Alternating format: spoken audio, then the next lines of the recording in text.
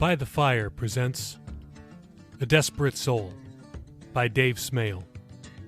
Read for you by the author.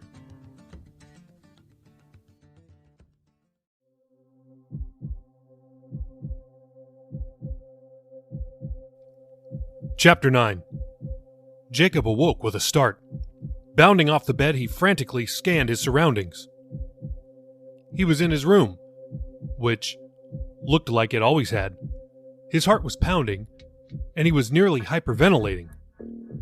Though drenched in sweat, he felt cold.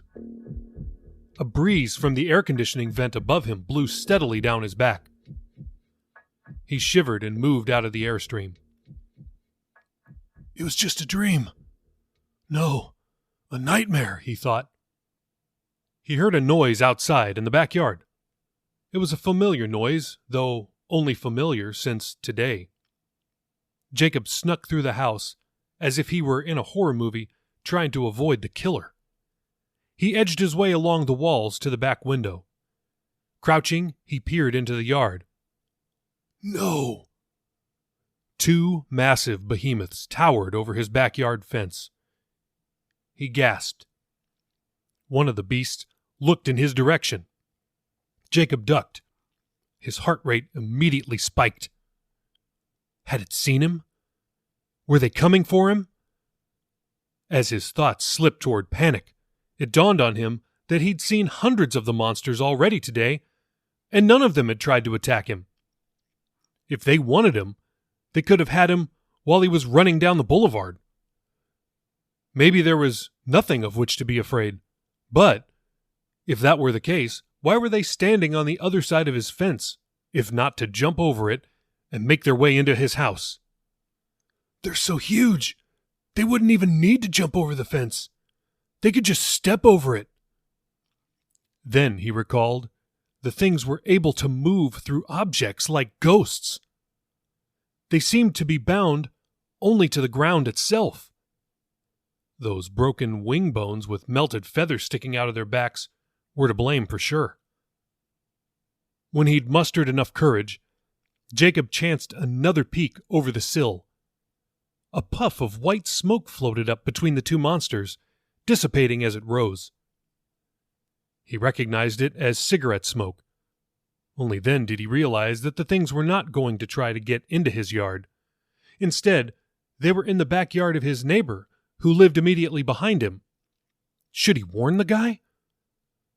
He stood and saw the top of his neighbor's head between the two monsters. The man, sure enough, was smoking a cigarette. Toss it over the fence, one of the monsters said in a human male voice. No one lives there. The neighbor flicked the extinguished cigarette butt over the fence into Jacob's backyard. The things laughed. Hey, what the... That was rude, Jacob thought. The backyard grass was overgrown. There was no telling how many other cigarette butts it probably hid. Jacob dreaded finding out. At some point, he'd have to cut the grass, since the house was now his. The neighbor went inside. The monsters disappeared through his walls as they trailed him. Jacob went back to the kitchen and sat at the table. He needed to think. And to eat. His appetite had returned despite everything that had happened.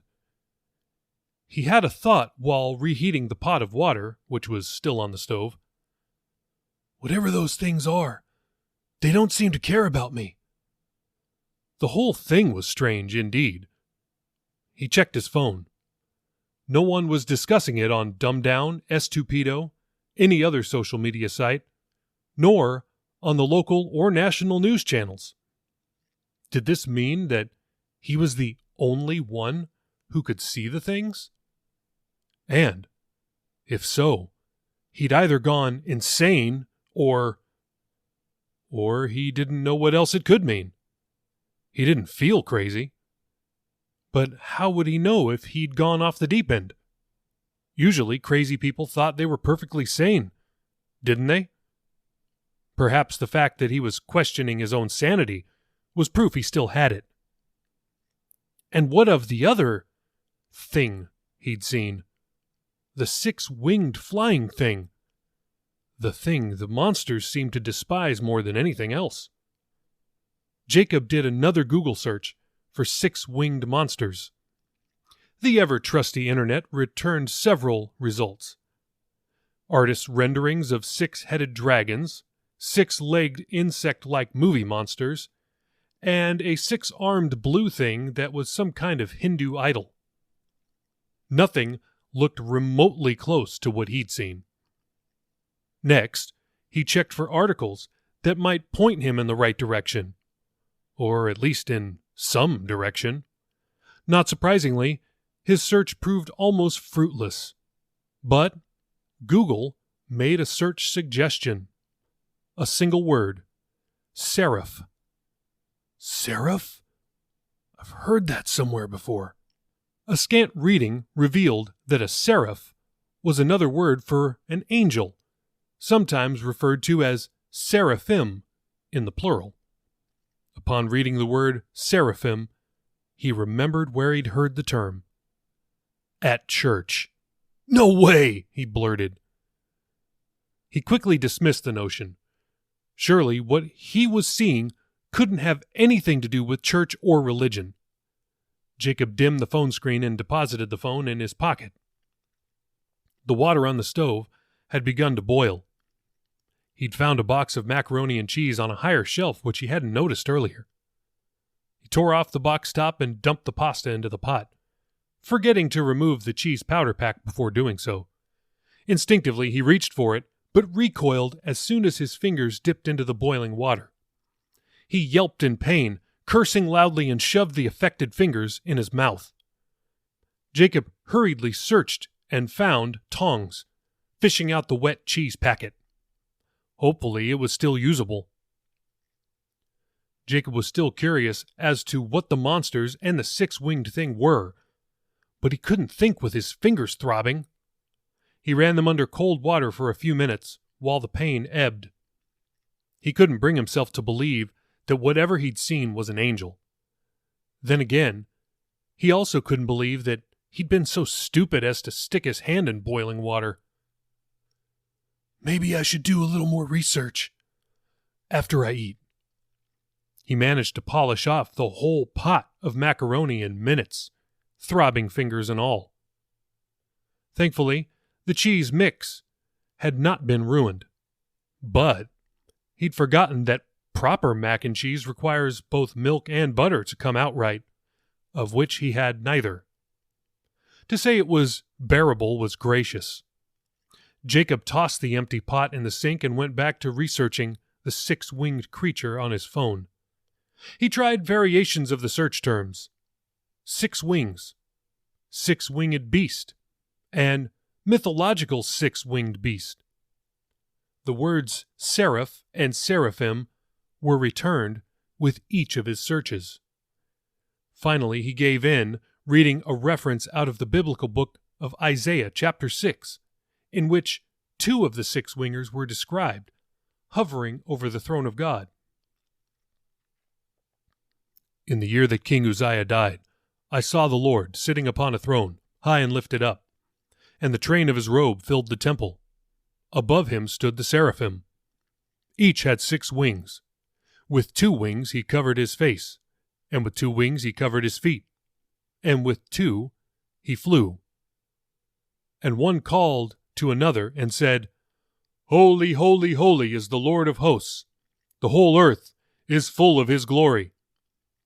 And the foundations of the threshold shook at the voice of him who called, and the house was filled with smoke. And I said, Woe is me, for I am lost, for I am a man of unclean lips, and I dwell in the midst of a people of unclean lips, for my eyes have seen the King, the Lord of hosts. Then one of the seraphim flew to me, having in his hand a burning coal that he had taken with tongs from the altar. And he touched my mouth and said, Behold, this has touched your lips. Your guilt is taken away, and your sin atoned for. Jacob laughed.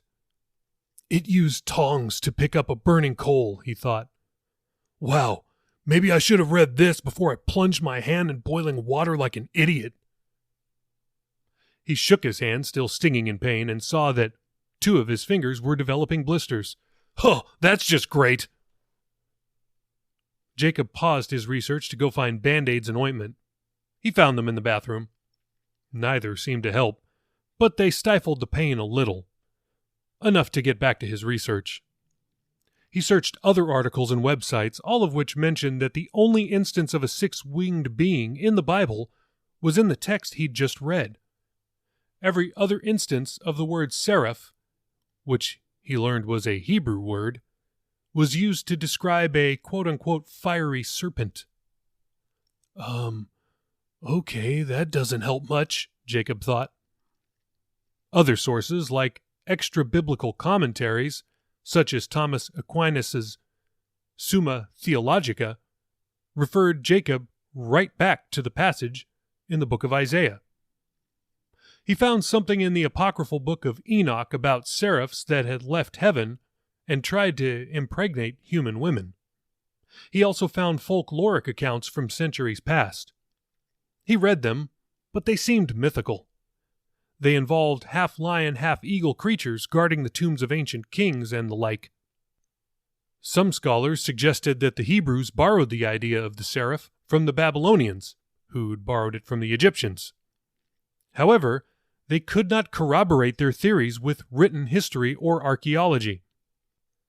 As he pondered, Jacob felt that he couldn't trust any sources other than the Bible. Perhaps it was a deeply ingrained bias, lingering from his parents' and grandmother's indoctrination. Maybe it was the fact that the 6-winger didn't look like anything out of Greek mythology. Whatever the case, his mostly fruitless search was testing his patience. Then something written by Aquinas caught Jacob's attention. The name seraphim does not come from charity only, but from the excess of charity. It is expressed by the Latin word ardor, or fire, hence the name seraphim, according to the properties of fire, containing an excess of heat. Now, in fire we may consider 3 things. First, the movement, which is upwards and continuous. This signifies that they are borne inflexibly toward God. Secondly, the active force, which is heat. It is not found in fire simply, but exists with a certain sharpness, as being of most penetrating action, and reaching even to the smallest things, as it were, with superabundant fervor, whereby is signified the action of these angels, exercised powerfully upon those who are subject to them, rousing them to a like fervor and cleansing them wholly by their heat. Thirdly, we consider in fire the quality of clarity or brightness, which signifies that these angels have in themselves an inextinguishable light, and that they also perfectly enlighten others. He stared into space for a moment, digesting what he'd just read. Fire. Light? He thought. Jacob recalled that, though he'd only caught a glimpse of it, the flying being had something of a glow to it. Could it be? Was that thing an angel? The thought scared him. If that thing was an angel, and the monsters, which were all around, absolutely detested it, then that would mean that the monsters were actually... He gasped, eyes widening.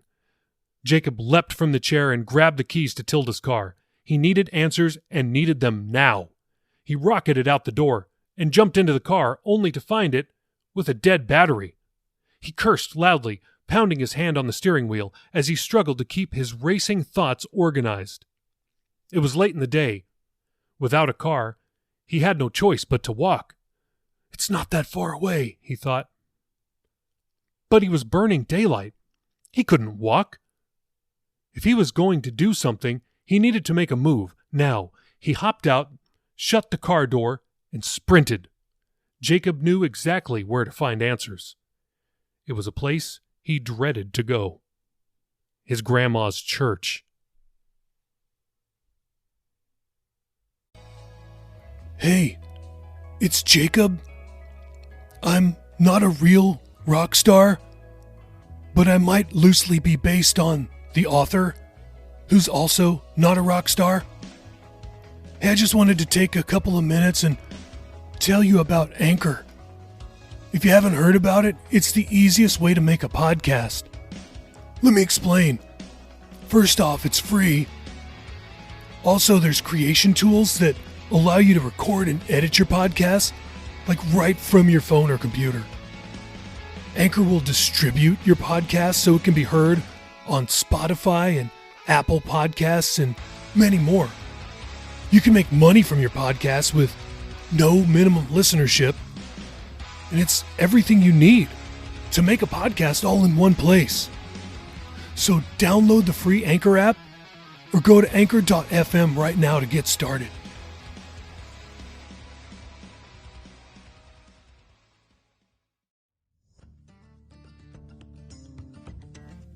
You've been listening to By the Fire.